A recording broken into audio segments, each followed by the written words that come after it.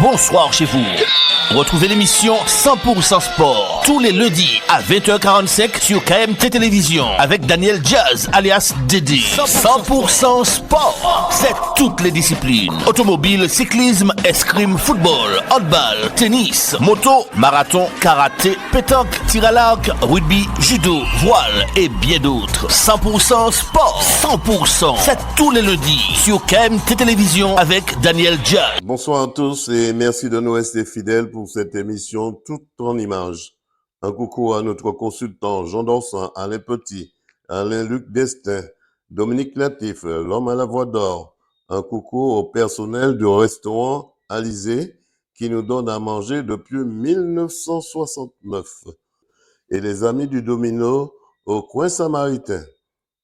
On débute avec les à côté de 100% Sport. Les à côté de 100% Sport, c'est tout de suite. Culture, hommage, tradition, patrimoine, salutations et bien d'autres. C'est avec Daniel Jazz, alias Dédé. Personne d'autre pas qu'à faire, si pas fait. Martinique, c'est à l'IMS au Lamentin que s'est déroulé le forum sur l'application numérique l'IA, l'intelligence artificielle, avec des enjeux, un état des lieux et les perspectives à venir, et la mise en garde pour la sécurité des données du RGPD. Écoutons quelques réactions. Nathalie Scharf, je suis gérante d'AI Créative. Alors Nathalie, comment ça se passe votre entreprise ici à l'IMS? Alors là, en fait, je suis en train de montrer toutes les possibilités de l'IA. Il y a différentes orientations. On peut faire de l'IA générative pour pouvoir produire du texte, mais aussi on peut faire de la vidéo, on peut faire des automatisations, on peut faire énormément de choses. Il suffit d'aller chercher l'IA qui convient. Et mon travail... Est-ce que l'IA devient automatiquement, avec le 21e siècle, devient automatiquement obligatoire?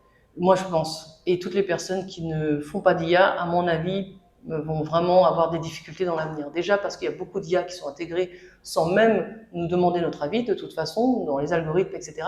Mais au-delà de ça, c'est un tel gain de temps qu'une entreprise qui n'utilise pas d'IA ne pourra pas suivre avec une entreprise qui utilise de l'IA, ça c'est sûr et certain.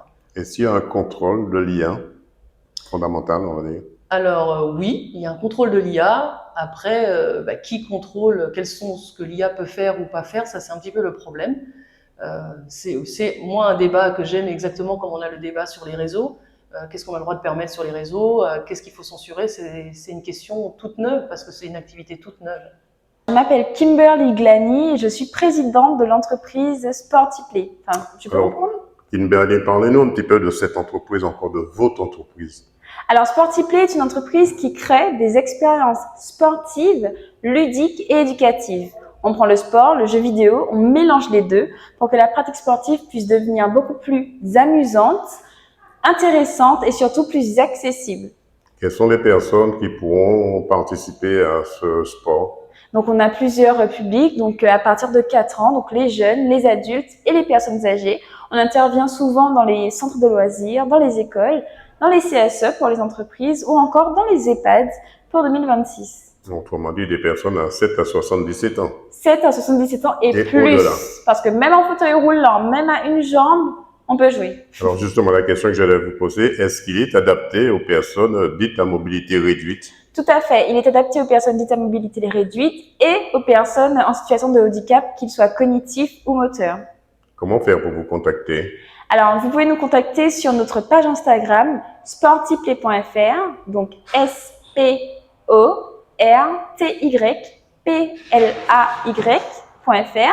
ou encore en me contactant sur WhatsApp, donc plus 33, c'est un numéro de France, 06 11 35 84 23.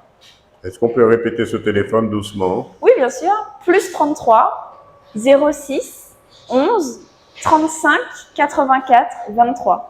Hélène Bolmégère, manager opérationnel à l'antenne du Lamentin à la mission locale du centre de la Martinique et coordinatrice de l'antenne numérique. Alors, parlez-moi de la mise en place de, on va dire cet outil maintenant qui devient incontournable, l'IA ici à l'IMS aujourd'hui. Aujourd'hui, nous sommes à l'IMS pour la 4e édition du numérique en commun. Le numérique en commun, c'est un événement que nous organisons depuis 2022 à la MILSEM en partenariat avec la CTM et cette année avec la CACEM et donc les 2 autres EPCI. Ils visent cet événement à avoir un objectif qui vise l'ensemble de la population martiniquaise, les professionnels, les seniors, les jeunes, les élus, les institutionnels, pour venir sur des thématiques sur le numérique durable, éthique et inclusif. Aujourd'hui, nous avons différents ateliers sur l'IA, l'intelligence artificielle, la sobriété numérique, le recyclage, les données, partage des données, l'école connectée aujourd'hui et le volet RGPD. RGPD, réglementation sur la protection des données. Le fonctionnement de l'IA est partout. Vous arrivez dans votre voiture, vous allumez le GPS, c'est de l'IA. Vous voulez faire une recherche sur votre téléphone portable sur n'importe quelle thématique ou une définition, c'est de l'IA. Aujourd'hui, l'IA est utilisée, pour autant, vous avez des personnes qui sont en fracture, c'est-à-dire qui ne savent pas comment l'utiliser, et on vise aussi une IA éthique.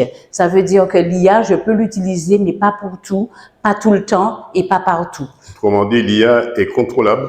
L'IA est contrôlable, l'IA doit être contrôlée, parfois on n'a pas la mesure, et quand vous regardez bien, quand vous faites une recherche, la fois d'après, vous avez déjà des suggestions qui vous sont faites, ça c'est de l'IA, et puis vous passez votre temps en fait à scroller, et ce qui fait que vous êtes des heures et des heures en train d'être connecté, et l'IA, ben c'est ça, la mesure raisonnée de l'IA. On vous souhaite de ne pas baisser les bras si ce n'est pour retrousser vos manches. Voilà, un village numérique en commun mis en place par la mission locale du centre de Martinique, la CTM, la CACEM, des ateliers sur l'IA et bien d'autres, j'en passe. Reportage Daniel Dia, 100% Sport, KMT Télévision. En Martinique, c'est à la salle Lumina Sophie que les habitants sinistrés de Grand-Rivière ont été reçus au centre d'accueil par les habitants de Rivière-Pilote pour la mise en place du plan Orsec Volcan. Avec le maire de la ville de Grand-Rivière, Marie-Louise Jean-Louis, avec son chapeau bacois, Jean-François Bonnol, le maire de la ville de Rivière-Pilote, les pompiers, le SAMU, le CUMP 972, le MUR, Martinique Urgence Radio, le service interministériel de la protection civile, l'UPP, Universitaire populaire de la prévention, la police municipale et bien d'autres, j'en passe. Écoutons quelques réactions. Roselène, tu reviens de Grand-Rivière sous cette manifestation du plan Orsec, de Grand-Rivière à Rivière-Pilote. Comment ça s'est passé pour toi? Ça s'est très bien passé. On a appris beaucoup de choses aujourd'hui. Le trajet était long, mais on a appris beaucoup de choses. Une bonne initiative de oui, mettre bonne en place initiative. le plan Orsec. Oui, oui, oui.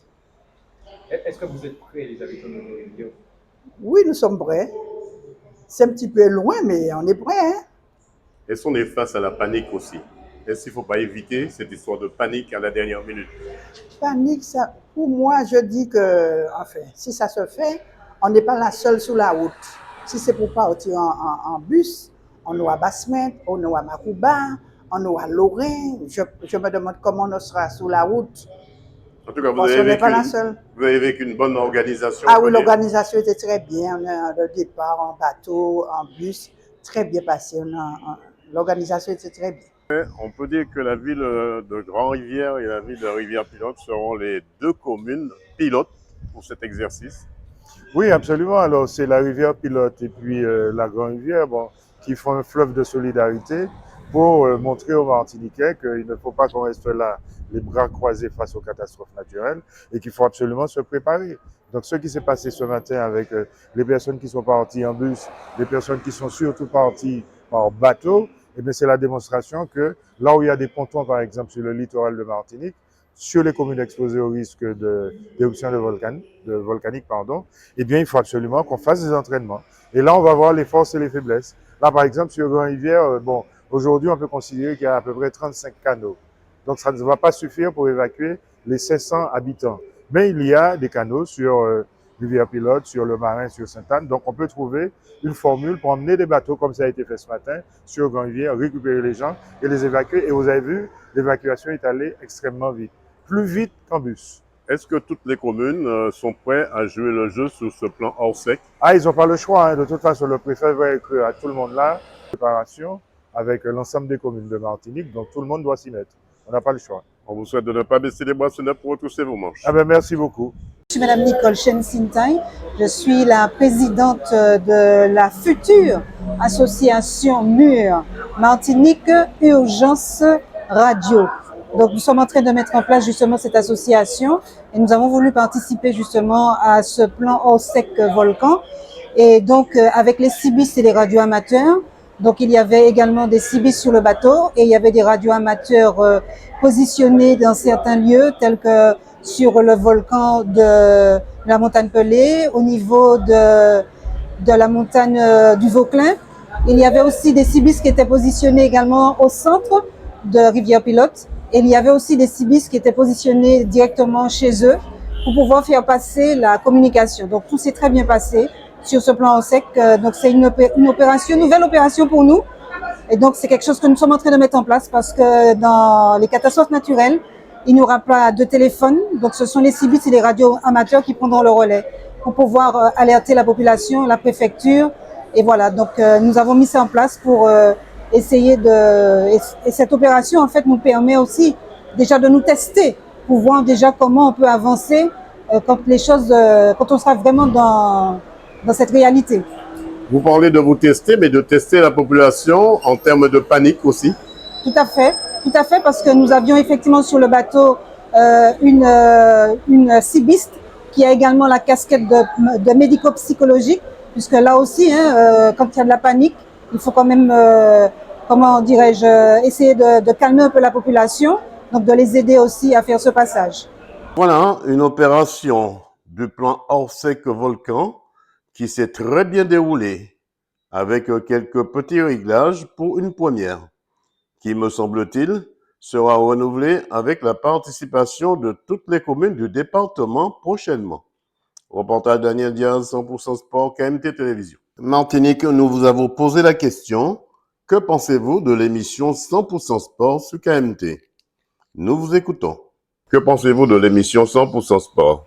Alors, déjà, 100% Sport, pour moi, c'est une émission qui permet d'avoir une actualité sur tous les sports, qui couvre toute la Martinique pour le coup, et toutes les disciplines, sans compter que maintenant il y a une amélioration, c'est que l'émission se divise en deux parties, donc on a aussi accès à la culture et au sport. Donc que demander de plus? En une émission, on a l'opportunité de découvrir tout ce qui se passe de manière ponctuelle et chronologique sur l'année. Donc voilà. Et que pensez-vous de cette émission 100% Sport? Pour moi, ça a été créé 1000 ans trop tard. On attendait ça, surtout on attendait ça, des bonnes nouvelles. Et c'est un Samaritain, je suis fier de lui. Qu'est-ce qu'il faudra améliorer en 2026? Pas grand-chose, de laisser comme ça parce que ça va très bien. En voulant améliorer, on peut faire des erreurs, mais ça va pour le moment, ça va très bien. Et c'est dans tous les sports. Que pensez-vous de l'émission 100% Sport? Alors, l'émission 100% Sport, c'est une bonne émission qui va au plus près de la population. Ça représente tous les sports qui se déroulent en Martinique. Selon vous, qu'est-ce qu'il faudra améliorer en 2026? À améliorer, je ne sais pas, mais je pense que l'émission serait encore mieux si M. Dédé avait plus de moyens. Et que pensez-vous de l'émission 100% Sport? À dire vrai, l'émission 100% Sport, ça nous a fait avancer. Sincèrement, tout le monde, tout ce que nous parlons, nous entendons, nous donne, c'est bien, c'est formidable. Je pense qu'il n'y a pas beaucoup de choses à ajouter. Sinon, on va serrer les liens entre nous pour continuer à progresser, surtout avec les jeunes. Parce que les jeunes, c'est l'avenir du pays. Sincèrement, en 2025, en 2026, nous voulons évoluer surtout avec les jeunes. Parce que c'est eux qui ont la priorité. Monsieur, je vous félicite et je vous dis merci. Bravo. Selon vous, qu'est-ce qu'il faudra améliorer dans cette émission? Ce qu'on peut améliorer, je vois difficilement ce qu'on peut améliorer. Vous savez, de temps en temps, on parle de jeunesse, c'est surtout sur l'avenir. C'est surtout la jeunesse que je veux m'appuyer pour donner force à cette émission. Plus de jeunes et, vous savez, c'est bon. peut-être plus de modifications, j'ai l'impression, pas. Dans quel sens, je ne sais pas. Je ne vois pas. Mais je sens la majorité du peuple est entièrement d'accord avec ce que fait M. Diaz. Et c'est lui le seul qui entreprend. Que pensez-vous de l'émission 100% Sport? C'est l'émission qui fait vivre toutes les Martiniquais et qu'on apprécie beaucoup, qui fait vivre et puis nos partenaires se retrouvent dans l'émission. Qu'est-ce qu'il faudra selon vous améliorer pour cette année 2026? Bon, il y a des améliorations à faire pour l'instant, là, je ne peux pas non plus vous dire à fois là maintenant, mais dans l'ensemble, tout se porte convenablement très bien. Selon vous, qu'est-ce qu'il faudra améliorer? Qu'est-ce qu'on pourrait améliorer? Je pense qu'il y a déjà pas mal de choses de fait et qui sont bien. Il y a l'amélioration sur la qualité des images, sur la façon dont c'est monté, mis en scène, diffusé. Peut-être continuer à faire des invitations sur les personnes qui prônent finalement certaines valeurs du sport. Voilà. Que pensez-vous de l'émission 100% Sport? 100% Sport, c'est une émission qui met en avant les événements et les manifestations sportives en Martinique, le cadre local, et c'est très bien pour tout le monde. Ça donne de la visibilité aussi aux associations et j'aime beaucoup. Selon vous, qu'est-ce qu'il faudra améliorer en 2026? Peut-être s'étendre sur de nouveaux sports, de nouvelles manifestations sportives. Moi, je fais du CrossFit, il y a des événements comme ça aussi. On pourra convier à KMT et 100% Sport à nous accompagner, à nous suivre pour ces événements-là aussi. Voilà, merci à tous celles et tous ceux qui ont répondu à cette question. Que pensez-vous de l'émission 100% Sport sous KMT? Reportage Daniel Diaz, 100% Sport, KMT Télévision. Martinique, c'est sur le parking de la route de Bois-Neuf au Robert que l'association Osons Découvrir avait donné rendez-vous à ses membres et sympathisants pour une marche grandeur nature dans les hauteurs de la ville du Robert. Écoutons les réactions du président. Marcel Marie-Sainte, président de l'association Osons Découvrir. Ce matin, nous allons faire une belle randonnée. Bon, ce n'était pas, c'est pas ce qui était prévu, à savoir la remontée d'une rivière, mais on l'a légèrement modifié parce que nous sommes en vigilance jaune et remonter une rivière, bon, mais voilà, c'est un peu délicat. Voilà. Maintenant, autrement dit, vous allez rester sur terre. Oui, nous allons rester sur terre. Alors, nous sommes quand même à la 3e étape du Vert au Bleu. C'est 5 étapes de randonnée pédestre pour découvrir ou redécouvrir le Robert. Et les autres étapes qui arrivent seront encore bien plus belles, je pourrais dire, parce que bon, là, j'espère que le temps va nous permettre de faire une remontée de rivière avec cascade et compagnie. Et la dernière, bien sûr, c'est celle où on va chanter Noël. Il y aura la collation, ce sera un partage entre les randonneurs. Et chacun ramènera un petit quelque chose sur le thème de Noël. Et voilà, ce sera un bon moment convivial. Monsieur Marie-Sainte, ce matin, vous êtes combien de randonneurs à prendre le départ?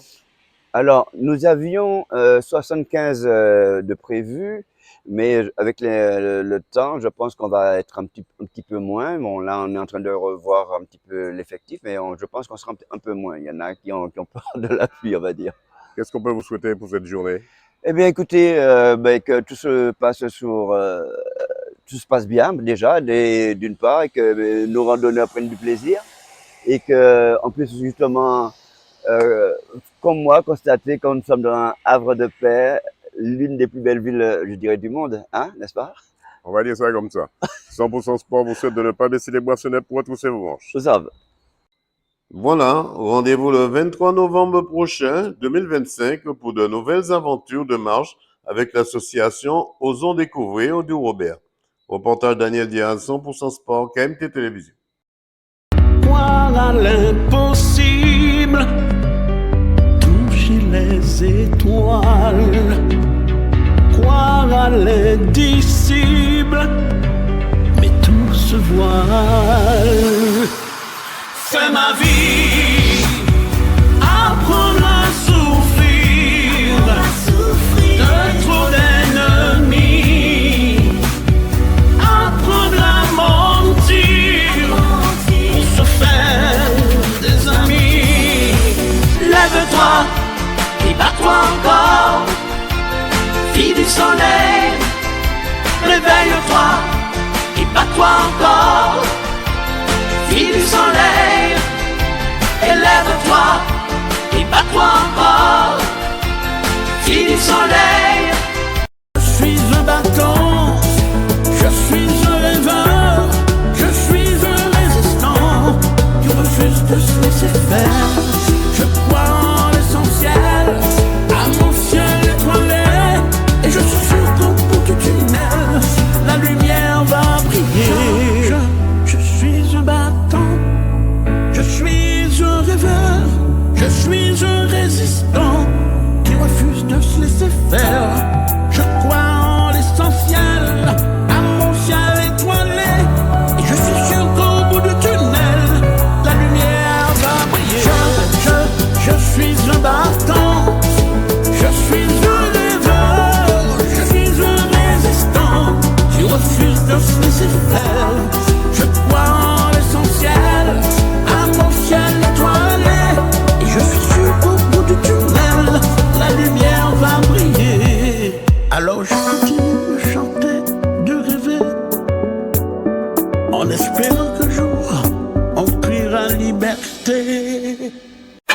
Taxi, pièce auto, TPA. C'est la qualité, les compétences, les prix les moins chers du marché. C'est aussi la vente de véhicules d'occasion garantie toute marque en export vers les dom-toms. Taxi, pièce auto, TPA. C'est aussi la possibilité de payer en plusieurs fois, de faire votre financement de dernière minute au cas où OUSA sauve. Taxi, pièce auto, TPA. C'est 2 adresses pour vous servir. En France hexagonale, téléphone plus 33 775 774 773. Aux Antilles, 06 90 90 58 58. Le mail france@taxipièceauto.com. Taxi Pièce Auto, c'est une équipe à votre écoute. Leur mission, c'est de vous servir en moins de 5 jours. Sous la houlette de Michel Gaudien. Taxi Pièce Auto, TPA, partenaire de 100% Sport. Et maintenant, je regarde 100% Sport avec l'incontournable Dédé sur KMT. Personne d'autre pas qu'à faire ici, pas fait. Moi, je regarde 100% Sport sur KMT avec Dédé. Martinique, c'est sur leur terrain d'entraînement que l'US Robert avait invité 100% Sport à y participer. Écoutons la présentation des jeunes. Sylvain Caille, US Robert. Ivan Petris, US Robert. Aline Liane, US Robert. Joy Linora, US Robert. Anglo Alicia, US Robert. Elias, US Robert. Anne-Marie Kiran, US Robert. Alci Raphaël, US Robert. Ecclésias Marie-Jeanne, US Robert. Hippolyte Kélian, US Robert. Puis écoutons les réactions de l'entraîneur Jean-Marc Dalma. Jean-Marc Dalma. Alors Jean-Marc, parlez-moi ici de qu'est-ce que vous mettez en place pour ces jeunes ici? Alors aujourd'hui c'est un petit entraînement classique, donc on va travailler un peu de technique course, un peu de pliométrie comme tous les mercredis. Après on a un travail de côte à faire et après on travaille en spécifique, du spécifique sur les haies, spécifique sur le demi-fond et sur la vitesse. Une saison qui a bien débuté pour l'US Robert? Oui, en gros oui, parce que je ne sais pas si vous avez regardé les résultats du week-end dernier. On a eu quand même pas mal de résultats au niveau de nos jeunes. On a déjà une athlète qui a déjà réalisé ses minima pour les Carifta au triple saut au nom de Mélodie Peu. Et là, du coup, avec les performances qu'on a eues samedi, on a des athlètes plus ou moins qui vont participer au championnat de France en salle jeune. Qu'en est-il pour le lancement du marteau? Dernièrement, on avait vu qu'il y avait un groupe de la métropole qui était venu ici. Oui. Qu'en est-il? Est-ce qu'ils vont revenir? Oui, normalement, c'est prévu de refaire un stage de marteau. Bon, on n'a pas encore vraiment fixé la date, mais c'est prévu de faire un stage de marteau. Mais c'est compliqué de faire le marteau en Martinique dans la bonne mesure comme quoi les stades, c'est des stades de foot. Et c'est pas toujours évident de faire une compétition de marteau. C'est bien pour cela que les clubs, quand il y a stage, tout ça, on se dirige vers le Robert on a un stade d'athlétisme, quoi. On rappelle que c'est cette grande cage quand on passe sur la nationale, sur la gauche qu'on voit. Oui. Ou encore quand on va en direction de Trinité. Voilà. On se demande pourquoi cette cage noire. C'est la cage de marteau. Donc, et c'est pas uniquement cage de marteau. Donc, dans cette cage-là, on va trouver 2 cages. Donc, il y a un cage qui est pour les lancers de disques Et le filet qu'on voit qui monte, c'est pour le Maroto. Donc il y a très peu de stades qui sont équipés de filets de Maroto, pour la bonne raison, parce qu'en Martinique, on ne fait pas du Maroto. Qu'est-ce qu'on peut souhaiter à l'US Robert? Une bonne saison, hein, parce qu'il y a quand même pas mal de compétitions, de grandes compétitions. On a au mois d'avril le championnat de Carifta, hein, de la Caraïbe. Après, on a toutes les courses, les meetings de Martinique qui se passent en Martinique. Et après, direction championnat de France et pourquoi pas le championnat d'Europe pour certains de nos jeunes. 100% Sport vous souhaite de ne pas baisser les bras, ce n'est pas tous vos manches. Merci. Voilà, des jeunes de l'US Robert bien déterminés à être un jour détectés pour défendre les couleurs du département. Reportage Daniel Diaz, 100% Sport, KMT Télévision. Martinique, le Vélo Club Lucéen 228 et la ville de Sainte-Luce et le comité régional de Martinique ont organisé le Grand Prix de la ville avec un circuit à couvrir pendant 9 fois. C'est Anthony Gohan du Vélo Club du Diamant qui remporte ce Grand Prix, suivi de Michael Stanislas du CCV en 3e position, Edwin Nubul du Vélo Club du François, et en 5e position, le vétéran Émile Demazy du CCV, suivi de la remise des prix. Écoutons quelques réactions. Antoine Gohan va remporter ce Grand Prix de la ville de Sainte-Luce ici, en solitaire, on va dire, puisque derrière vous, Michael Stanislas est en train de chercher derrière vous, et puis en 3e position, Edwin Nubul. 2 mots sur ce parcours. 2 mots sur ce parcours, bon, c'était un parcours assez roulant et une très grosse arrivée donc en haut de l'Épinay, une bosse qu'on connaît déjà. L'an dernier, j'avais terminé 2e au sprint. Cette année, j'avais dans un coin de ma tête l'idée de faire mieux. Donc voilà, il y avait de l'ambition, même si je l'ai gardé pour moi. Les consignes de course au début avec l'équipe, c'était quand même différent. Donc il a fallu respecter les consignes et puis voilà, la course s'est décantée. On a fait un très très gros boulot avec toute l'équipe du VCD, donc je remercie mes collègues. Et sur l'arrivée, en bas, on était tous les deux échappés avec Michael Stanislas, donc je présente plus ce coureur. Et je savais qu'il fallait être costaud pour pouvoir terminer en tête. Donc voilà, il a fallu s'accrocher, c'était pas évident, mais j'ai réussi à faire la différence dans la montée finale et aller chercher la victoire au bout. Donc voilà, il n'y a pas meilleur moyen de remercier les sponsors et l'équipe et pour tout le staff qui nous mettent dans les bonnes conditions. Effectivement, 9 tours assez roulants, on va dire. Et après, on sait qu'il restait le Godoucroix, il fallait le secouer, ce cocotier. C'est, je ne sais pas, vous le connaissez très bien, c'est l'Alémango. Ouais, L'Alémango, sûr, on va dire que c'était le juge de paix aussi. On connaît ça, c'était le juge de paix en effet. Bon après, la première partie n'était pas très roulante. J'ai laissé quand même quelques forces pour jouer la carte sur l'équipe et au final, c'est moi qui me suis trouvé le mieux placé dans le final. Donc voilà, avec les forces qui restaient, il a fallu aller jusqu'au bout. Et je suis très heureux d'avoir pu lever les bras aujourd'hui en haut de l'Épinay. On vous souhaite de ne jamais baisser les bras, si ce n'est pour retrousser vos manches. Ok, merci beaucoup. Michael Stanislas, comment vous avez géré ce Grand Prix de la ville de Sainte-Luce aujourd'hui? Je me suis senti bien dès le début et ça fait plaisir de voir que au sommet de l'Épinay a fini 2e, donc ça montre que l'entraînement paye et voilà. Je pense que l'objectif du club c'était vraiment de gagner. J'ai pas dit rien quand même de la victoire. J'ai quand même fait la course de bout en bout. Je me suis trouvé isolé avec plusieurs équipes qui avaient 2 à 4 coureurs dans le groupe. Donc il fallait les isoler et c'est ce que j'ai réussi à faire pour m'extirper avec Gohan. Vous arrivez 2e après Gohan et 3e c'est Edwin Nubul. C'est vrai, c'était un bon trio. Au départ, vous avez, alors on va dire tout de suite, Michael Stanislas, un autre dont vous connaissez très bien. C'est l'Alémango. L'Alémango, c'est le juge de paix dans cette compétition. Ah oui, en plus, surtout que le circuit est très usant. Donc, quand on fait, on va dire, 9 à 10 tours avant pour ensuite escalader 5 km de montagne à plus de peut-être 10% de moyenne. Donc, il faut avoir dans les jambes, il faut être frais, il faut bien s'hydrater pendant la course pour ne pas s'affaler dans les derniers kilomètres. Bon, j'ai pu quand même sortir avec une 2e place, Émile qui fait 5e, donc on est à 2 dans le top 5. Donc ça fait plaisir, on montre que le CCV retrouve du blason et puis on essaie de durer ça jusqu'à la fin. On vous souhaite de ne pas baisser les bras si ce n'est pour retrousser vos manches. Merci beaucoup. Stanislas qui fait 2e et Émile Demazy qui fait 3e. C'est de bon augure pour la suite dans votre équipe. Alors, c'est un classique cette course-là, bon, avec une montée assez difficile pour l'Allée Mango.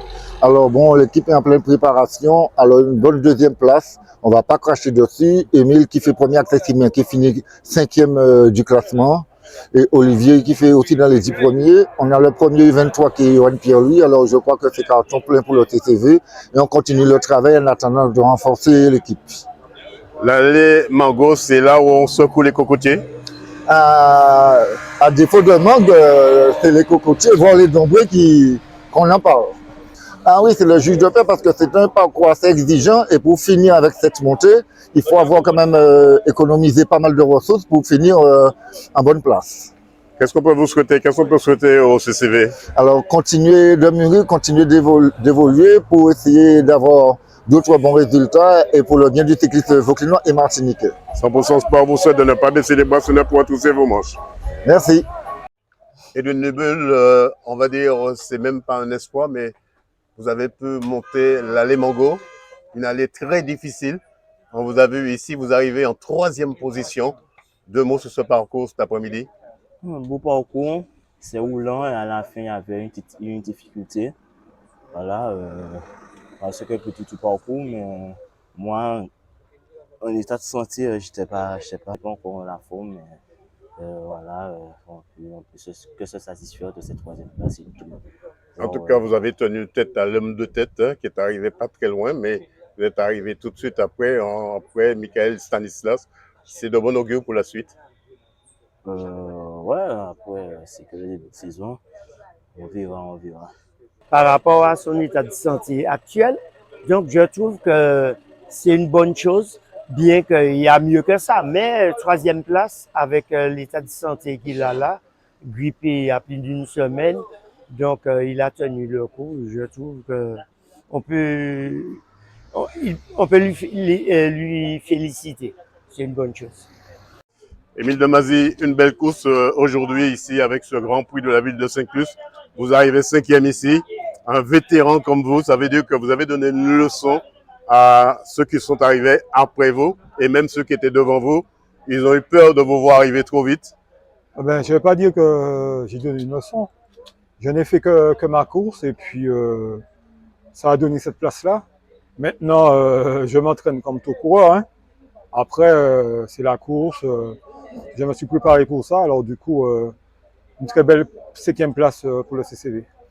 L'allée Mango, Émile Demazy, que vous connaissez très bien, reste toujours le juge de paix. Ah ben oui, hein, c'est une ascension qui est assez dure. Il faut très bien la connaître, il faut très bien la gérer aussi.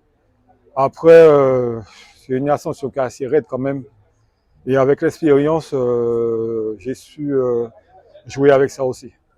Avec Michael Stanislas, c'est de bon augure pour la suite. Ah ben oui, hein. Michael nous apporte un plus. Moi aussi, je lui apporte un petit plus aussi. Maintenant, ça fait très longtemps qu'on se connaît et qu'on se côtoie. Il connaît nos entraînements très bien et ça se passe très bien pour l'instant. On vous souhaite de ne pas baisser les bras pour retrousser vos manches. Ah ben ok, merci beaucoup. Jordan Cléance David, j'ai 17 ans cette année. Je suis licencié au club du Madina Bakers et je suis U19 première année. Comment s'est passé ce Grand Prix de la ville de Saint-Clus pour vous? À vrai dire, ça a été assez compliqué parce que le parcours était assez long. Je ne suis pas encore habitué à des longues distances comme ça. En plus, les autres équipes aussi ne facilitaient pas la tâche, pardon. Donc ça a été assez compliqué pour moi. Et en plus, j'ai en plus eu des problèmes de dos au 8e, enfin non, 6e ou 7e tour. Donc ça a été assez compliqué pour moi pour cette course-là. L'allée Mango, c'était le juge de paix pour vous aussi? Ouais, effectivement, l'allée Mango, bon, j'ai pas pu faire du coup, malheureusement. Mais du coup, j'ai passé en voiture. Et justement, effectivement, je ne pensais pas que c'était dur aussi long. Donc franchement, respect aux coureurs qui ont fini cette course parce que franchement, c'est pas facile. Déjà de base, le cyclisme, c'est pas un sport qui est facile. Mais quand on a des parcours exigeants comme ça rend la chose encore plus compliquée. On vous souhaite de ne pas baisser les bras au Madina Bikers si ce n'est pour retrousser vos manches. Merci. On organise cette course-là. Et sincèrement, aujourd'hui, je trouve que le parcours que nous avons choisi cette année, c'est un super parcours. On n'a pas eu les difficultés de la place parce qu'il y avait des travaux sur l'ancienne parcours qu'on faisait. Mais cette parcours-là, elle est merveilleuse. On va garder cette parcours-là pour l'année prochaine. Un parcours qui a son pesant d'or, puisque à la fin, c'est l'Allemand-Go, c'est le juge de paix aussi. Eh ben, sur ce parcours-là, c'est toujours l'Allemand-Go qui choisit son leader. Parce que normalement, je vois que Michael et Gouan se trouvaient devant. L'année dernière, c'était Gouan et Erdjol, je crois. Il a fait deuxième, oui. Mais aujourd'hui, il a voulu prendre sa revanche. C'est dommage que c'est Michael qui a passé par maille aujourd'hui, mais il a fait payer ça, Michael content. Edwin Nubul qui arrive troisième aussi, c'est de bon augure aussi, tous ces coureurs. Tous ces coureurs, et puis une bonne place de l'ancien, le vétéran, le vieux de Émile Demazy. Cinquième, Émile Demazy, cinquième. Je lui donne toutes ces catégories parce que de voir Émile Demazy à la 5e place devant tous ces jeunes-là, j'ai des chapeaux pour le vieux Briscard. 100% Sport vous souhaite de ne pas baisser les bras, ce n'est pour retrousser vos manches. Non, de toutes les façons, on ne va pas baisser les bras, on va continuer à se battre pour emmener le vélo le plus haut que possible à Sainte-Luce, comme les années auparavant. Et puis, je pense qu'on va retrouver, parce qu'à Sainte-Luce, on avait toujours formé de très très bons coureurs. Et bien aujourd'hui, que Oniculé nous montre que la continuité, ça continue chez nous toujours et ça viendra encore au fur et à mesure. Voilà, un grand prix de la ville de Sainte-Luce où l'Allemand-Go et la forêt de Montravail ont été le juge de paix pour tous. Reportage Daniel Diaz, 100% Sport, KMT Télévision. À Martinique, le Vélo Club du François a organisé le Grand Prix des commerçants avec un circuit à couvrir pendant 10 fois. La montée de Bicêtre a été le juge de paix pour tous les participants sous la roulette de Biwa. Biwa, oh yes! Mais c'est Edwin Nubul du Vélo Club du François, le VCF, qui remporte la victoire chez lui au sprint, suivi de la remise des prix. Écoutons quelques réactions. Je m'appelle Kiran Zadik. Tu es dans le club de la pédale pilotine. Comment tu vois cette course cet après-midi ici au VCF? Particulièrement, je connais très bien le parcours. Et je pense qu'être à la hauteur. On a l'habitude de te voir aux avant-postes. Est-ce que tu vas rééditer d'être toujours en avant-poste? Oui. Dans quel état d'esprit tu te trouves pour cette course cet après-midi? Rester devant avec mon coéquipier dans la course. Ça a été difficile pour toi de reprendre le vélo après la Noël, le jour de l'an? Non. Ça va? Je suis resté sur mon vélo et puis j'ai continué. Qu'est-ce qu'on peut te souhaiter pour cette année 2026? La réussite et tout ce qui va avec. 100% Sport te souhaite de ne pas baisser les bras, ce n'est pour tous tes manches. Merci. Vélo Club du François. Alors, Edwin Nubul, c'est vrai, une fois n'est pas coutume, vous arrivez en pole position ici chez vous. C'est de bon augure pour la suite? C'est pas, je ne veux pas trop m'avancer, mais c'était déjà une victoire emportée, on est satisfait. Ça fait plaisir au club de voir qu'un membre du club arrive dans l'organisation du club aussi? Eh bien oui, hein, ça fait extrêmement plaisir. J'ai emporté ça pour le club, puis organiser cette course-là, donc vraiment satisfaisant et puis vraiment une grosse force pour la suite. On vous a vu dans les 5 premiers tours à mano avec Michael Stanislas, vous étiez dans le bon groupe. Et à quel moment vous avez faussé compagnie à l'ensemble du peloton? Bon, ça c'est qu'à ce fur et à mesure aux attaques et puis à la stratégie de course. Attaquer au bon moment et puis visualiser sa course et voilà. Tour la côte de Bicêtre, c'était le juge de paix, on va dire en même temps. Ouais, exactement, c'était très usant, il fallait s'empêcher. Qu'est-ce qu'on peut vous souhaiter pour cette année 2026? De continuer ainsi et puis d'avoir énormément de victoires et beaucoup plus. On a vu Sonny Cadet qui était à côté de vous, ça vous fait plaisir de voir qu'il revient. Puis il y a eu Néhémie Jean-Baptiste qui s'est envolé aussi. C'est bien de voir que ces jeunes prennent leur envol. Oui, c'est bien, ça fait plaisir. La façon ils continuent leur carrière professionnelle, donc c'est de bonne opinion. Hein. 100% Sport vous souhaite de ne jamais baisser les bras, ce n'est pour retrousser vos manches. Alors c'est vrai que ça a été relativement vite, hein. Ça a été relativement vite puisque en voiture ouvreuse, donc c'est vrai que je disais aux chauffeurs, mais ils sont déjà là, il y a eu 10 tours. Hein. On est parti sur le circuit, donc giratoire Marcienne, Saint-Laurent 4 croisés, on a fait 10 tours et en montant Bicêtre. Hein. En montant Bicêtre, ça a été très très rapide, hein, puisque à chaque fois on nous surprenait, ils étaient déjà derrière. Et on voit l'arrivée, c'est un bilan fort positif, quoi. J'aimerais justement remercier l'UCS pour sa dernière course déjà, hein, et puis également revenir sur la course, le Grand Prix Ville du François, Grand Prix donc des commerçants et artisans du François, et puis la victoire donc d'Edwin Nubul en 1, en deuxième position, Edwin Nubul du VCF, le Vélo Club du François, et en 2, on a bien sûr Josuérina Audebourg du Magna Biker, ce sont ses nouvelles couleurs, et puis également en troisième position, hein, on l'attendait pas là, mais il est là, hein. Et lui, c'est qui? Eh bien, c'est Fabien Dual, également du Magna Bikers, donc 1, 2, 3. Magna Bikers qui place 2 coureurs parmi les 3. Qu'est-ce qu'on peut vous souhaiter pour cette année 2026? Alors, l'année 2026, Dédé, eh ben, tu sais déjà que j'aime le vélo, j'aime le public. L'année 2026, c'est vrai que j'ai des échéances. Hein. Je l'ai dit, nous aurons également avec le VCL 228 dans pas longtemps. Nous aurons le Grand Prix de la Ville de Saint-Luce et puis nous aurons également le Grand Prix de la Ville du Marin avec la RCVTPN. Donc, on va me retrouver sur ces différentes compétitions. Patricia Germé, présidente du Vélo Club du François, donc du VCF. Parlez-moi de cette course, on va dire, c'est une course d'ouverture de l'année 2026. Alors, oui, le Grand Prix des artisans et des commerçants du François, on a l'habitude d'organiser cette course à cette période, donc janvier. Effectivement, par le passé, nous étions la première association, en tout cas le premier club à faire la course d'ouverture. Et cette année, ça a commencé plus tôt, donc le 14 décembre. Mais néanmoins, effectivement, c'est une course qu'on renouvelle chaque année. Combien d'équipes participent à cette course? Alors, cette année 2026, nous avons eu 41 inscrits, donc 41 coureurs engagés, correspondant à une dizaine de clubs. Et puis, bien entendu, des clubs malheureusement absents pour X raisons. Et puis, un petit peloton de 41 coureurs. Un parcours que les coureurs affectionnent un peu. Oui, effectivement, ils aiment bien ce circuit, puisque bon, il n'est pas compliqué à part bien entendu le faux plat montant de Bicêtre, mais sinon, autrement, c'est un parcours que les coureurs affectionnent beaucoup. Qu'est-ce qu'on peut souhaiter au VCF? Alors, une longue vie déjà, et puis que les compétitions se passent bien, parce que jusqu'à présent, ça se déroule de manière parfaite. C'est vrai qu'il y a beaucoup d'abandons.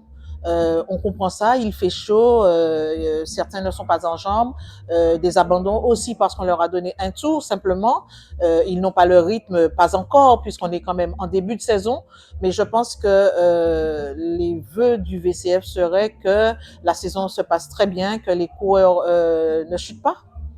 Ça c'est important, et puis qu'ils gardent leur forme pendant toute la saison pour arriver justement à l'événement majeur, le Tour.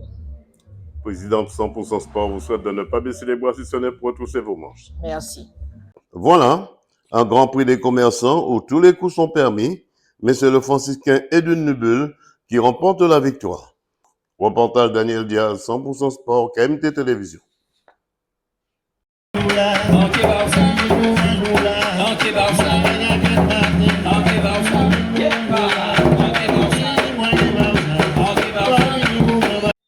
Martinique, c'est sur le terrain du bourg de la ville de Rivière-Pilote, au centre sportif, que s'est déroulée la 16e édition du tournoi des vétérans, avec plusieurs équipes invitées comme la Samaritaine en jaune, en présence de Jean-Claude Boudard, du RC Casse-Pilote en vert, les anciens du Gris Pilotin en violette, et l'équipe Amangri, l'équipe de Jean-Claude de Cassildé en jaune et rouge, et bien d'autres j'en passe, soit 8 équipes au total, avec une séance de tir au but. Écoutons le vice-président Thierry Ajax, responsable de l'organisation. Oui, je suis Thierry Ajax, je suis le vice-président de l'association Amangri. Amangri, c'est les anciens Amical Club du Gris Pilotin, les anciens du Gris. Donc voilà, donc je Pourquoi suis le vice-président. ce tournoi aujourd'hui? Alors c'est un tournoi, nous sommes à la 16e édition, donc c'est un tournoi donc, à l'échelle internationale. D'ailleurs, nous avons l'équipe de Gouzilé qui est invitée. Donc, en temps normal aussi, nous avons les Guadeloupéens qui ne sont pas venus cette année. Nous avons déjà eu dans les éditions précédentes la Dominique, Orléans. Nous avons eu aussi l'Allemagne. Donc, c'est un tournoi à l'échelle internationale. Combien d'équipes présentes ici aujourd'hui? Aujourd'hui, nous avons 8 équipes présentes. Donc, nous avons Dream Team, Tchèque en pêche, Lézard Team, les anciens de la Samaritaine, Casse Pilote, le RC Rivière Pilote, Gouzilé de Sainte-Lucie et nous-mêmes qui sont donc l'association organisatrice La Mangrie. Dans quel état d'esprit se trouve l'ensemble de l'organisation? Alors, c'est un tournoi vétéran, donc comme on dit, hein, c'est le plaisir du jeu. Le plaisir du jeu, donc simplement, donc voilà, c'est l'âge minimum, c'est la quarantaine. Hein. Donc nous sommes là pour nous amuser, pour nous rencontrer dans un esprit vraiment convivial, pour passer une bonne journée conviviale. Quelle est la composition des équipes? Alors la composition des équipes, c'est 7 joueurs sur le terrain avec un gardien. Donc après, il y a des remplaçants, donc avec un effectif maximum de 15 joueurs par équipe. Est-ce qu'il y aura une troisième mi-temps? Alors oui, justement, ce soir, nous avons prévu de recevoir tous les joueurs de la manifestation donc, sur le terrain de basket, où là, nous allons faire la remise des récompenses avec, bien entendu, un repas, et puis on va arroser tout ça, quoi. Qu'est-ce qu'on peut vous souhaiter pour cette année 2026? Eh bien, que la Mangrie continue à vivre, hein, et que nous continuons aussi à organiser ce tournoi. Donc, je rappelle que ce tournoi, c'est toujours le dernier week-end de janvier. 100% Sport vous souhaite de ne pas baisser les bras, ce n'est pour retrousser vos manches. Voilà, très bien. On est solidarité. Voilà un tournoi qui, me semble-t-il, fait déjà place à la 17e édition, suivi de la remise des prix. Reportage Daniel Diaz, 100% Sport, KMT Télévision.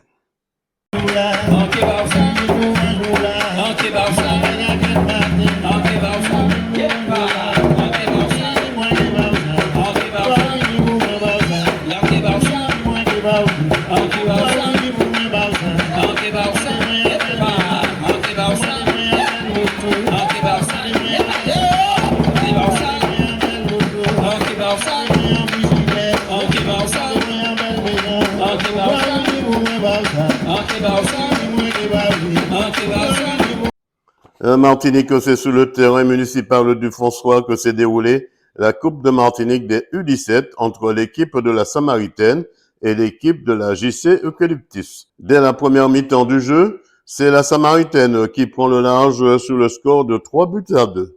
Puis, en deuxième mi-temps, les U17 de la Samaritaine enfoncent définitivement le clou 5-2. Écoutons les 2 capitaines de l'équipe. Puis, écoutons les 2 entraîneurs. Il est Léopold Swan, milieu offensif. Alors, comment ça s'est passé cette rencontre? C'était une très belle rencontre. On joue contre un club de R1, donc c'est pas rien. On a fait une belle prestation en première mi-temps, deuxième mi-temps. On a su réagir. Bon, après, ils ont été meilleurs que nous, ils ont gagné. C'est vrai, ils sont en R1, vous êtes en R2 ou en R3, je crois? R2.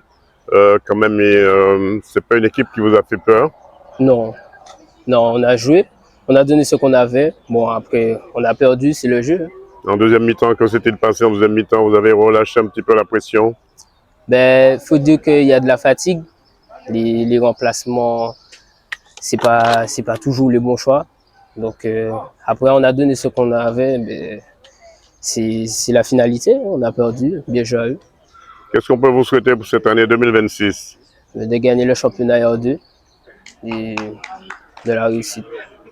Rivata Eric, milieu de terrain. Alors, capitaine, comment ça s'est passé cette rencontre pour la Samaritaine, votre groupe, pour cette Coupe de Martinique? Alors, à vrai dire, on est parti, on les a comme trop sous-estimés, je trouve. On pensait que ça allait être facile et on s'est fait surprendre. Donc, franchement, je trouve qu'ils se sont très bien battus et on a su jouer notre football et on a pu gagner. Vous étiez favori au départ et vous êtes resté toujours favori puisque vous remportez cette coupe 5-2, c'est bien ça? Oui. Alors en deuxième mi-temps, qu'est-ce qui s'est passé avec votre coach? Il vous a motivé beaucoup plus? Oui, alors à la base, notre coach nous avait dit d'aller les chercher en deuxième mi-temps, mais on a eu un petit souci au niveau du milieu de terrain. Ils ont égalisé sur nous, donc on a pu se reprendre et puis on a pu mettre 3 buts après. Donc voilà, même malgré le coach qui a pu donner des instructions qui ont pu être problématiques, on a pu rester concentré. Qu'est-ce qu'on peut vous souhaiter pour cette année 2026? Alors franchement, la réussite, essayer de au moins ne perdre aucun match, au moins ça, et essayer de gagner la R1 et toujours la coupe, comme on est toujours dedans. 100% Sport vous souhaite de ne jamais baisser les bras, ce n'est pour retrousser vos manches. Merci beaucoup. Zao Allé et entraîneur de la JS Eucalyptus des U17. Alors Sylvain, que s'est-il passé? Vous perdez face à la Samaritaine, pourquoi? Votre équipe, hein, pas vous exactement, votre équipe. Mais c'est moi. On a perdu contre une très bonne équipe, hein, parce qu'en face, ils avaient de très bons joueurs, un jeu assez cohérent. Donc on a eu du mal en première mi-temps. Et en deuxième mi-temps, on a rectifié le tir, mais ça n'a pas été suffisant. Donc forcément, la meilleure équipe a gagné, je pense. On vous a vu tout au long de la rencontre motiver votre équipe, hein, les pousser vers l'avant. Ils n'ont pas profité de cette occasion. Oui, on n'a pas profité. Bon, on a essayé de le faire. Surtout qu'on a eu pas mal de difficultés au niveau des changements. Donc forcément, on a joué le match on a fait le match qu'il fallait. Bon, il y avait un adversaire en face. L'adversaire était aussi bien, aussi bon. Donc forcément, c'est un très bon match. Et puis forcément, on a perdu, mais il fallait d'un gagnant et d'un perdant. Donc forcément, on est les perdants. Donc on va essayer de continuer à travailler pour la prochaine fois en championnat faire ce qu'il faut. Et dans quel état d'esprit se trouvait votre équipe avant la rencontre? On est dans un très bon état d'esprit. Je pense qu'on a de très jeunes joueurs qui sont quand même assez... ils sont bons dans le jeu. Nous sommes en train de faire un travail avec eux. Donc moi, j'étais seul sur le banc ce soir, puisqu'il y a Paulon Iclous qui est avec moi, mais qui est hors du département en ce moment. Donc on fait un travail, on est en train de faire un travail, nous sommes en train de faire un travail avec nos jeunes, et j'espère que ça va porter ses fruits, surtout que ce travail c'est pour l'équipe senior. 100% Sport vous souhaite de ne jamais baisser les bras, ce n'est pour retrousser vos manches. Ok, merci à vous. Christophe Bécuit, éducateur de la Samaritaine avec les U17. Alors, c'est vrai, vous étiez favori sur le terrain cet après-midi face à la deuxième équipe U17 du François. Comment ça s'est passé le long du match? Un match très compliqué, hein. C'est un match de coupe, vraiment compliqué. Après l'essentiel de la coupe, c'est d'être qualifié au prochain tour. Donc chose faite ce soir, on sera au prochain tour et au prochain tirage et voilà, on va essayer de faire l'étape. On arrive toujours au même résultat, ça veut dire que un match de coupe, ça se joue pas mais ça se gagne. Exactement, comme tu l'as dit, ça se joue pas, ça se gagne. Ils ont été très accrocheurs, félicitations à eux. Et après, on a su se faire respecter. Et voilà, on va voir ce qu'on fait pour la suite de la saison.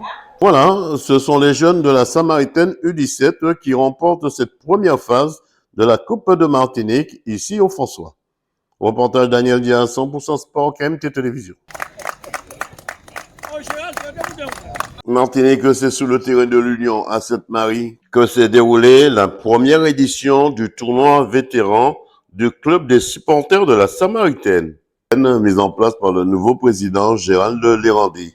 14 équipes étaient invitées dans ce tournoi avec des tirs au but. Écoutons quelques réactions. De la CEDI. Alors, Eddie, comment ça s'est passé avec le nom de votre équipe? C'est Barça Bien. Vous les avez bien donné ça, ouais? Oui. Vous avez gagné? On a gagné. C'était un peu difficile en match de poule où on a eu un peu de mal à rentrer dans les rencontres. Mais là, ça se passe bien dans les phases de poule. On a rencontré l'équipe favorite, Arada. C'était pas facile, Arada? C'était pas facile. On a mené.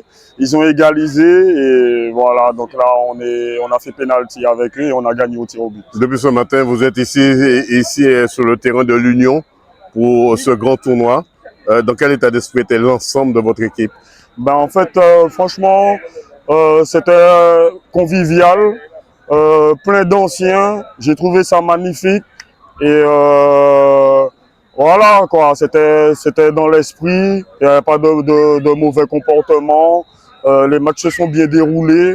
Et voilà, c'était parfait. Moi, je trouve que c'était parfait. Qu'est-ce qu'on peut vous souhaiter pour cette année 2026? Bon, pour cette année 2026, on peut nous souhaiter à tous la bonne santé, déjà avant tout. Et puis après, que de bonnes choses, que vos projets réussissent, que voilà, et puis qu'on ait un petit peu plus d'amour. J'ai envie de dire ça, qu'on s'aime un peu plus. C'est important pour vous que cette génération se retrouve derrière le ballon, autour du ballon? Oui, c'est important. Je trouve que c'est important. Ça rassemble, ça nous réunit. Justement, ça nous permet de partager un peu d'amour ensemble. Et puis, un peu de fraternité, en fait. Ça nous permet de nous rassembler autour du ballon. C'est un bon moment, c'est un bon échange. 100% Sport vous souhaite de ne jamais baisser les bracelets pour retrousser vos manches. Merci beaucoup. Gérald Durandi, président du club des supporters de la Samaritaine. Alors, vous avez organisé un grand tournoi. Parlez-moi de ce tournoi ici à la Cité de l'Union. Ouais, ben c'est exactement ça. Vous avez peut-être l'habitude de me voir lors des organisations des tournois des enfants, des écoles de foot. Mais là, depuis peu, j'ai pris la présidence du club des supporters de la Samaritaine, une association qui existe depuis plus de 22 ans. Et depuis le mois de novembre, le 27 novembre, je suis président de cette association. Et donc, on a bien vite lancé avec le comité directeur, bien vite lancé les choses, justement en organisant des belles manifestations comme ce soir. Alors, président, c'est sûr que vous aurez du pain sous la planche, parce que c'est sûr, les anciens de la Samaritaine de France viendront sûrement en Martinique vous rencontrer et jouer avec vous aussi. Et là, aujourd'hui, vous avez organisé un grand tournoi. C'est important pour que cette génération se retrouve. Bien évidemment, bien évidemment. Bon, j'ai envie de vous dire que c'est une tranche d'âge, une génération qui est plus ou moins mise de côté. Donc, entre guillemets, hein. Entre guillemets, bien sûr, mais en tout cas au niveau football, d'accord. Ils prennent leurs initiatives eux-mêmes en organisant les petits souhaits du dimanche, hein. Mais des tournois comme celui-ci se font très rares et on estime que ce sont de très beaux moments, super conviviaux.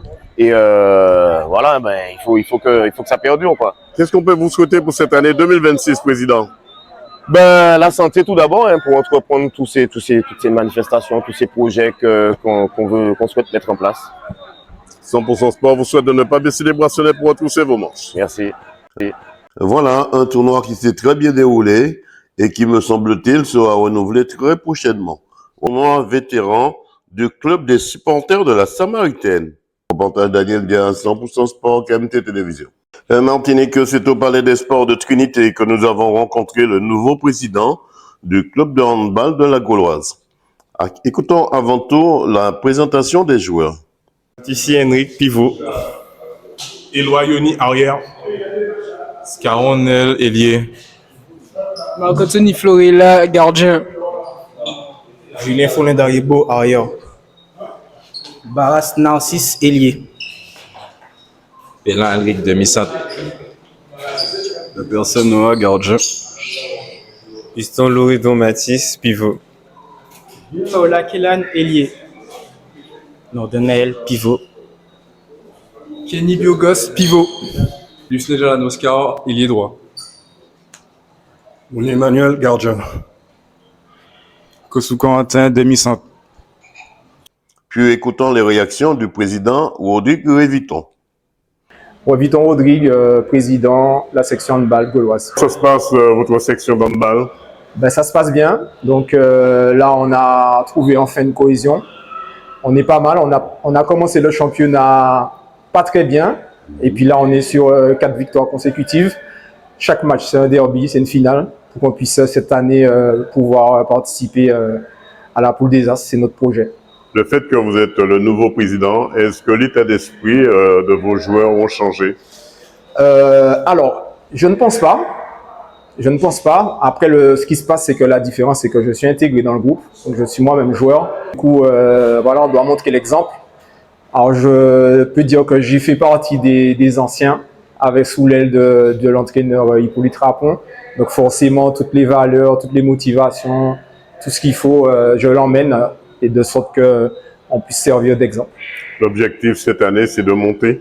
L'objectif, c'est de monter et effectivement d'être parmi les 6 pour pouvoir participer à la poule des As. Qu'est-ce qu'on peut vous souhaiter pour cette année? Une bonne continuité et puis qu'on termine ce championnat à notre juste valeur. Voilà une équipe de handball, hein, la Gauloise, qui se donne les moyens pour rivaliser avec les autres équipes. Et pourquoi ne pas accéder à une autre division? Reportage Daniel Dia, 100% Sport, KMT Télévision. Martinique, c'est au Lamentin, au centre aquatique communautaire Pierre Samo, que s'est déroulé pendant 2 jours le meeting de Claude Suffren, organisé par le Longvilliers Club du Lamentin, avec des nageurs de la Réunion, du Canada, de la Guadeloupe, de Sainte-Luce, de la Guyane et tous les clubs de la Martinique. Tout cela en présence du maire de la ville de Lamentin, David Zobda, pour la remise des prix. Écoutons les réactions du président Robert Marajo. Robert Marajo, président du Longvilliers Club du Lamentin. Alors, président, parlez-moi un petit peu de l'activité qu'il y a ici avec le Longvilliers Club aujourd'hui. Ben, aujourd'hui, c'est la fin du Claude Suffren.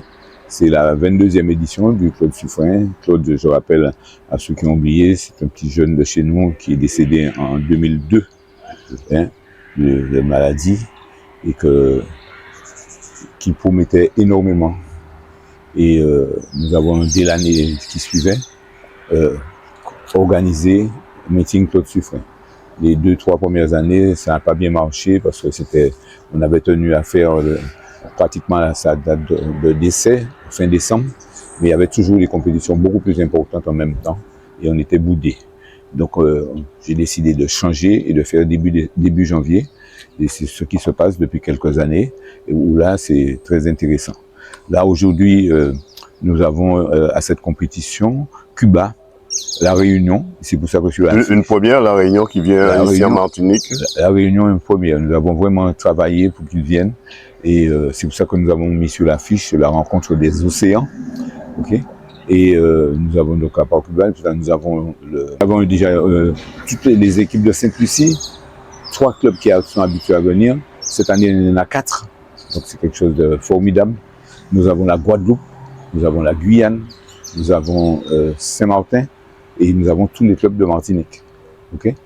C'est beaucoup de nageurs, beaucoup d'équipes, beaucoup de pays. Oui, de pays. Oui, mais nous, ce qui nous intéresse, certains nous disent, mais pourquoi tu as invité ici Cuba, pourquoi tu as invité, ils sont plus forts que nous. On me dit, mais c'est pas grave. Ce qui nous intéresse, c'est que nos enfants se côtoient plus forts qu'eux et ça leur permet de travailler un peu plus et d'évoluer. Est-ce que c'est une préparation aussi, Président, pour les Cariftagen? C'est une préparation pour le club. Le club participe au Carifta, le club participe au championnat de France. Cette compétition, elle est qualificative pour les championnats de France, elle est qualificative pour les Carifta. D'accord?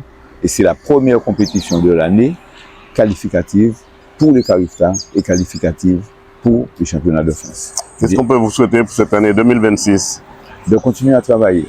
Comme tu aimes dire, de ne pas baisser. Ne jamais baisser les bras si ce n'est pour retrousser vos manches. Voilà. Voilà un meeting qui s'est très bien déroulé avec les 40 ans du Longvilliers Club du Lamentin et déjà le pied dans les Taïftaguais. Reportage Daniel Dia, 100% Sport, KMT Télévision. Martinique, c'est sur la plage des Résignés, dans la commune de Trinité, que s'est déroulée la 2e journée du championnat des bébéoles pour les 14 embarcations présentes. Avec 1 minute de silence en hommage au maire de la ville du François, Samuel Tavernier, 68 ans.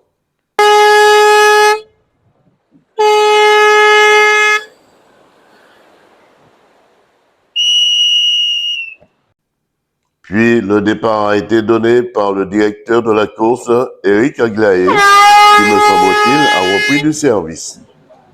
Écoutons quelques réactions et le bilan de la présidente de la Fédération des Yoles Rondes, Isabelle Malboro. Éric Aglaé, arbitre à la Fédération des Yoles Rondes. Parlez-moi de cette 2e journée du championnat. Oui, alors aujourd'hui, on se retrouve avec, je dirais 16 bébéoles, il y en a quand même 3 absentes. Donc, 14 au départ. 14 au départ, voilà. Avec, je dirais, une petite journée, puisqu'il n'y a pas beaucoup de vent, ou du moins sur la plage des Résignés, parce que quand on sort, je pense que la donne va changer, la météo va changer. Et bon, je pense que tout le monde est content de retrouver l'eau. parce que ça fait la deuxième course de BBL en une saison. Je dirais il commence à y avoir un manque de course, quoi. Bon. Et pourtant, les gars s'entraînent et je pense qu'aujourd'hui, ils auront envie d'en découdre pour donner le meilleur d'eux-mêmes et puis avoir de belles courses. 2 mots sur le départ du maire de François. Nous avons tenu ce matin à honorer le maire du François parce qu'il a été un artisan, je dirais, de l'Aïol. Il a été, lorsqu'il était journaliste RCI, il couvrait les événements. Et sa ville accueille très souvent des courses, même si on l'appelle à la dernière minute. Et en 2024, il a été l'un des artisans farouches de l'aide financière à la Fédé avec les moyens qu'il avait. Et ça a quand même permis que, bon, on a eu le tour de 2024. Et depuis, bon, les contacts ont été réguliers. Et c'est vraiment avec beaucoup de stupeur que personnellement, ce matin, j'ai appris ça sur les réseaux et par téléphone. Et j'avoue que ça m'a fait un choc, quoi. Et nous avons tenu ce matin à lui rendre hommage par une petite minute de silence, François, avec qui il était hier. Et je pense que, bon, le choc a dû être rude pour eux aussi. Eric, on vous souhaite bon vent. Merci. Pour maire Guy Albert, Agoua, le sponsor Agoua. Alors, Omer, c'est vrai, inutile de vous poser cette question. Vous devez être ce matin dans une triste douleur par le départ du maire du François déjà. Effectivement, mais vraiment triste douleur accablante même, vraiment accablante parce que sur le coup, on a appris ça hier soir dans la nuit, c'était pas évident du tout. J'ai ma famille qui fait partie de la commune et qui était présent sur le coup, ça n'a pas été du tout. Mais bon, ça fait partie de la vie, mais pas seulement le François, c'est la Martinique en entier. Dans quel état d'esprit se trouve votre équipe ce matin dans cette deuxième manche, on va dire deuxième journée de cette course? Mais deuxième journée de cette course, mais comme il y a 2 groupes, c'est notre première journée, nous sommes le deuxième groupe, c'est notre première journée, puis là, ils sont très bien là, pendant la course là où nous parlons, ils sont comportés très bien, puis on attend l'arrivée pour pouvoir juger pour la deuxième course. Qu'est-ce qu'on peut vous souhaiter pour cette année 2026? Ben, comment on porte le championnat, et puis s'il y a des compétitions à côté comme la coupe, puis ma pipi, on est aux avant-postes. Isabelle Malbourou, présidente de la Fédération des Yolondes. Alors, présidente, 2 mots sur cette deuxième journée du championnat des bébéoles ici à Trinité, à Résigné. Eh ben, une bonne reprise après les fêtes, une belle course, ils se sont bien débrouillés les groupes, ça a été, on a fini assez tôt puisqu'on a fait un parcours en conséquence parce qu'il y avait un peu de vent et ça nous permet de terminer très tôt et de bons résultats. Ça permet aussi de se préparer aussi pour le championnat. Oui, bien sûr. C'est la deuxième journée. Donc, il y a 2 nouveaux groupes. Il y a un groupe qui avait déjà œuvré. Donc, c'est de bon augure pour les prochaines journées. Est-ce qu'un jour, on verra le Tour de Martinique en bébéole? Ou ça peut être compliqué quand même, parce que ce n'est pas le même support. Mais on a déjà fait des traversées avec les bébéoles on va dire un peu courtes, mais on a déjà fait. Ça nous est déjà arrivé. Qu'est-ce qu'on peut souhaiter à la fédération? Ben, comme on dit, de continuer comme ça et puis que les choses se passent bien. On vous souhaite de ne pas baisser les bras sur pour retrousser vos manches. Voilà, une deuxième journée qui s'est très bien déroulée avec au classement général où l'on retrouve Tichabin, Agora, Tirotet, Yolnet 2101, Timas, Aton et Joseph Cotrel Lidermat. Reportage Daniel Diaz, 100% Sport, KMT Télévision. En Martinique, c'est à l'étage du restaurant Thibault au Lamentin que l'association Footsabel avait invité les parents des 2 jeunes, Raphaël Apocal U13 à droite et Thomas Filet U15 à gauche, qui partiront en stage d'immersion du 16 au 20 février 2026 dans le sud de la France à Bastia et représenteront haut la main le département de la Martinique. Tout cela en présence des partenaires et des invités, du président de la Ligue, de Marc Alexandrine, de Thierry Sabine, les médias, ACS, 100% Sport, Global Foot et bien d'autres, j'en passe. Écoutons quelques réactions. J'ai pratiqué le foot. Ben, moi, il y a un joueur que j'aime bien, que je regardais quand j'étais petit, c'est Neymar. Et quand je le regardais jouer, ça m'inspirait à jouer. Autour de ce football, ce sont des anonymes la plupart du temps et pourtant eh ben, ça fait des belles actions. Ça fait 2 jeunes qui sont très heureux. Ils vont partir pour essayer de valoriser leurs compétences à Bastia. Et je suis très content aussi de voir qu'il y avait des partenaires qui accompagnaient cette association. Je ne peux pas tous les nommer. Et je souhaite vraiment une longue vie à cette association et qu'elle recommence. Elle a déjà prévu l'année prochaine et nous serons aux côtés de cette association pour l'année prochaine aussi. Thierry Sabine, directeur de Seine Environnement, donc entreprise aujourd'hui qui n'est plus à présenter, qui travaille dans la collecte des ordures ménagères. Toujours prêt à côté des associations le plus longtemps que possible. De voir partir ces 2 jeunes-là, c'est quand même 2 pépites de la Martinique qui vont représenter notamment votre entreprise, mais qui va représenter la Martinique aussi.